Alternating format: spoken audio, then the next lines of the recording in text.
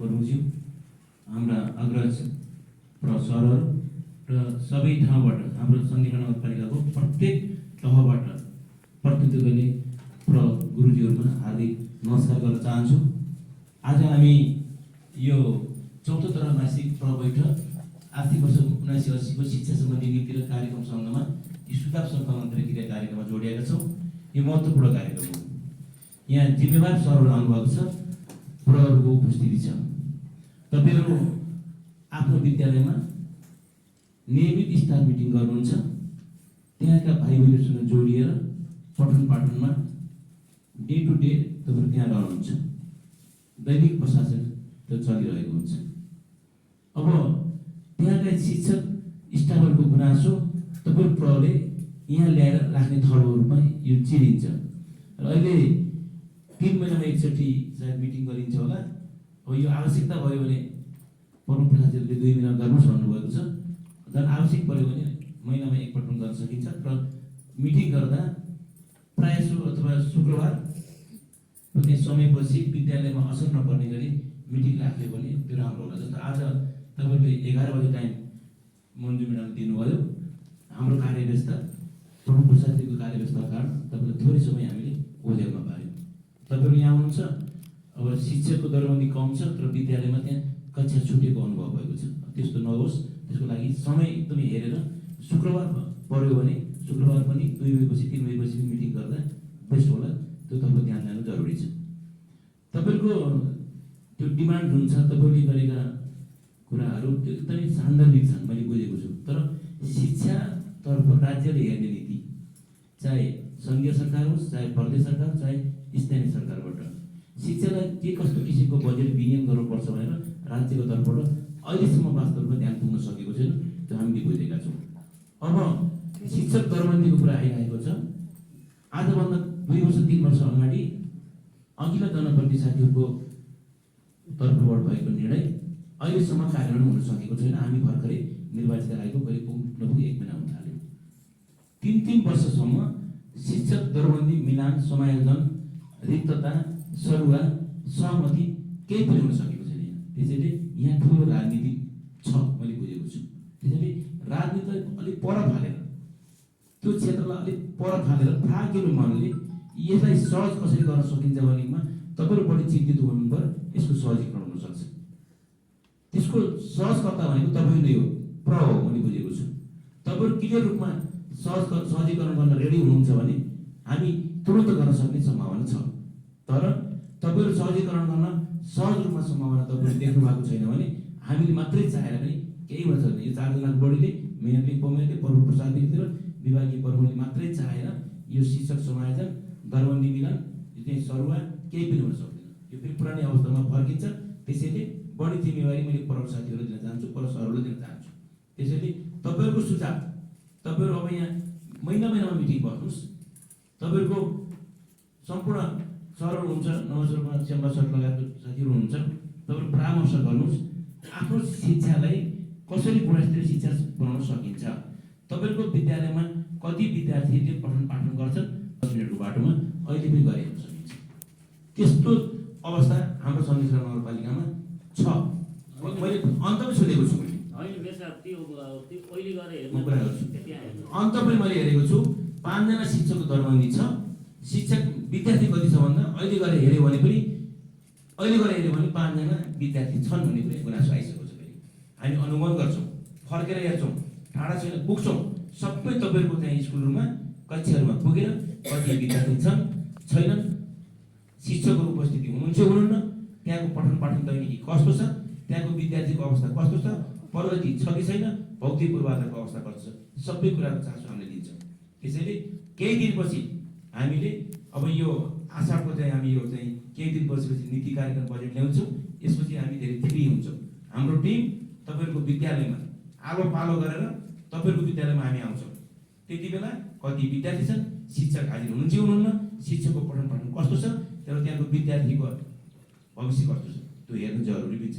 त्यो हेर्छौँ। त्यसैले अब तपाईहरुले बढी जोड केमा दिनु पर्यो भने विद्यार्थीहरू अरू निजी क्षेत्रबाट सञ्चालित बोर्डिङमा जाँदा कस्तो रोक्ने उपाय के त? पहिलो उपाय के हुनु पर्यो? विद्यार्थी रोक्नु पर्यो।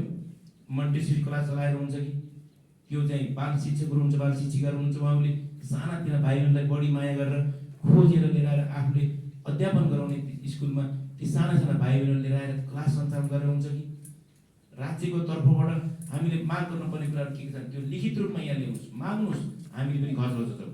सङ्घीय सरकारको ध्यान पुग्नु पऱ्यो, स्थानीय सरकारको ध्यान पुग्नु पऱ्यो, अनि नगरपालिकाको ध्यान पुग्नु जरुरी छ। अब भर्खरै प्रमोद प्रसाद दिदी भन्नुभयो बजेट जसरी आउँछ त्यसरी खर्च हुन्छ।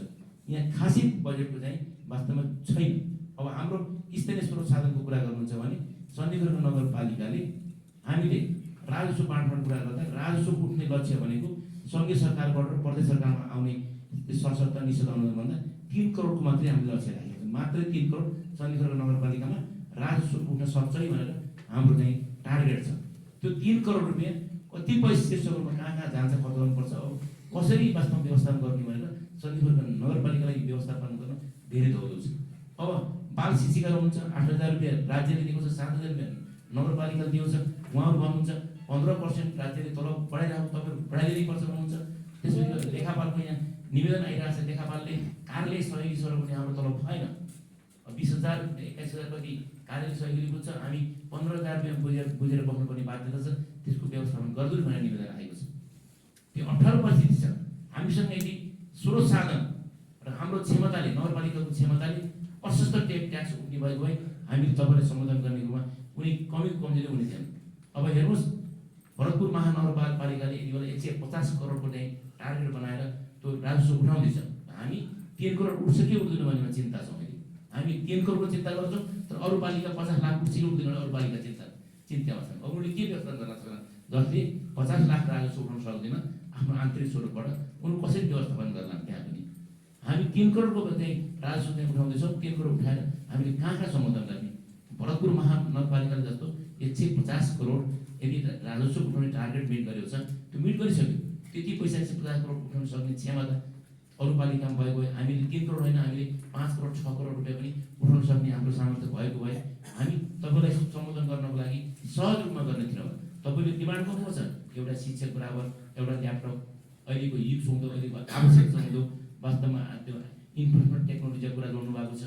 त्यो कुरा एकदम राम्रो छ तर हामीसँग के भयो सीमित साधन स्रोतको कारणले हामीले त्यो गर्न सकेन। अब विज्ञान विषयको र अङ्ग्रेजी विषयको पठन पाठनको कुरा गर्नुपर्छ, त्यो अनिवार्य गर्नुपर्छ। 1 देखि 8 वर्षका कक्षाहरू पाठनमा हामीले सन्धिखर्क नगरपालिकाले पाठ्यक्रम गराउनु त्यो सहज छ। तर हामी तपाईँहरूप्रति हामी उत्तरदायित्व छौँ। तर सन्धिखर्क नगरपालिका अहिले त्यो आर्थिक व्यवस्थापनमा केही पनि गर्न सक्ने अवस्था छैन। हामी चाहेर पनि हामीले तपाईँलाई तलब वृद्धिका कुराहरू केही पनि गर्न सक्ने अवस्था छैन। र यो सरले भन्नुभएको थियो त्यो मसलन्द एकदम कमी छ, मसलन्दै छैन। हामीले कसरी हामीले वास्तवमा प्रशासन चलाउन, दैनिक प्रशासन कसरी परीक्षा गरे होला, त्यो हामीले कसरी गर्ने, तपाईँले दिएको मसलन्दले पुगेन। त्यो एकदम जायज कुरा छ। त्यसको लागि हामी प्रमुख प्रशासक बसेर मसलन्दतर्फ हामीले के गर्न सक्छौँ। तपाईँको त्यो भत्ता 500 रुपियाँ मात्रै छ, अहिलेदेखि 30 वर्षको इतिहास अहिले त्यसमा भत्तामा कमी छ भन्नुभएको छ, त्यो गर्न सक्छौँ। अब सरले भन्नुभयो भौतिक पूर्वाधारको अवस्था, कतिपय विद्यालयले पाएको गर्ने बिल्डिङहरू कतिपयले उही पुरानो अवस्थामा आजभन्दा 20 वर्ष 30 वर्ष 40 वर्षको चाहिँ अवस्थामा पुरानो भत्किन लागेको जीर्ण भएको स्कुलमा पठन पाठन गर्ने अवस्था छ, हामीले बुझेका छौँ। त्यसैले अब हामीले सेलेक्ट गर्दा छान्दा राज्यको तर्फबाट माग्दा पनि अथवा नगरपालिकाको तर्फबाट दिँदा पनि कहाँ भौतिक पूर्वाधारको अवस्था पहिला आवश्यक छ। त्यो हामीले 1 नम्बर 2 नम्बर 3 नम्बर गरेर टप 10 भित्र त्यो हामीले सेलेक्ट गर्नु जरुरी छ। पहिला कसलाई दिने पूर्वाधार विकास, दोस्रोमा कसलाई दिने, तेस्रोमा कसलाई दिने, त्यो नीति बनाउनु जरुरी छ। त्यो नीति बनायो भने हामीले के भन्छ सजिलो हुन्छ। नत्र जसले चाहिँ पावर पुऱ्यायो, जसलाई आवश्यकता छैन त्यो ठाउँमा भवन थपिने, अरू त्यो 30 वर्ष 40 वर्ष पुरानोमा अब चाहिँ 5 रेक्टर भूकम्प आउने, कतै भत्किएर भाग्नुपर्छ भन्ने स्थितिमा नि भवनहरू छन्। त्यो देखेका छन् जीर्ण भएको भवनहरू। त्यसको तर्फ पनि हामीले अब ध्यान पुर्याउनु छौँ। अब गुनासो धेरै छ। अब यहाँ जिम्मेवार सरहरू हुनुहुन्छ। यो प्रहरको मिटिङ भनेको चाँडै कुरा होइन। अब स्टाफसँग बसेर स्टाफको गुनासा लिएर त्यो गुनासा हामीलाई सुनाउन ठाउँमा आउनु भएको छ। तपाईँहरूको गुनासा हामीले सुन्यौँ तर हामी कर्मगत रूपमा कर्म छ। सन्धिखर्क नगरपालिका तर्फबाट अहिले के गर्न सकिन्छ, आगामी वर्षमा के गर्न सकिन्छ, हामीले प्रदेशबाट प्राप्त गरेको सहयोगबाट तपाईँहरूलाई के गर्न सकिन्छ। हामी सक्यौँ भने सरले भने जस्तै अब एउटा कपी प्रिन्ट गर्दा 3 रुपियाँ खर्च हुन्छ। हामीसँग त्यो क्षमता छैन, कति खर्च हुन्छ प्रश्न पेपरहरू तयारी गर्दाखेरि। हामी सक्यौँ भने कम्प्युटर व्यवस्था गर्ने, सक्छौँ हामीले प्रिन्टरको व्यवस्था गर्ने, सक्छौँ हामीले फोटोको व्यवस्था प्रत्येक स्कुलमा पठाउनु पर्ने जरुरी छ।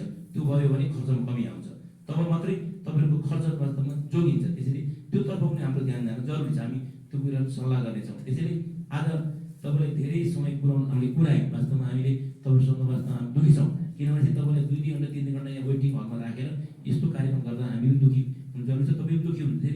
मैले अनुरोध गरेँ तपाईँलाई फेरि मिटिङ गर्दा शुक्रबारसम्म पारिदिएर शुक्रबार आफ्नो क्लास सिद्धाएपछि 2 बजेपछि पनि तपाईँहरू 3 बजेपछि पनि यहाँ मिटिङ गर्न सक्नुहुन्छ। तपाईँलाई फेरि हामी आवश्यक पऱ्यो भने 3 देखि 6 बजीसम्म पनि टाइम व्यवस्था गर्न हामी सक्छौँ।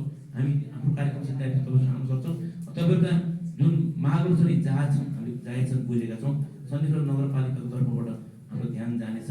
तपाईँसँग फेरि पनि यस्तै अन्तर्क्रिया गरेर तपाईँहरूका गुनासा हामीले फेरि सुन्ने टिपोट गर्नेछौँ।